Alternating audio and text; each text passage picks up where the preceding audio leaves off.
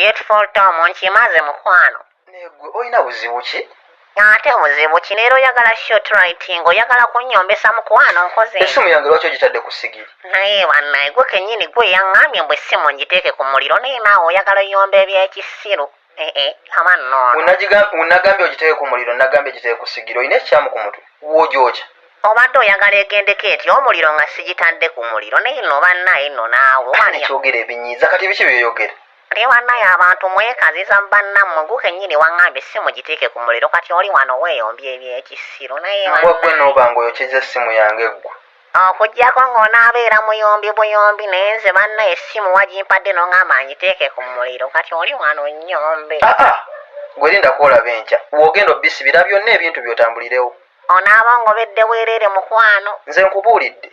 Naye sipesiyo zandabye oba ani andoga bannaye oba posha yandoga simanyi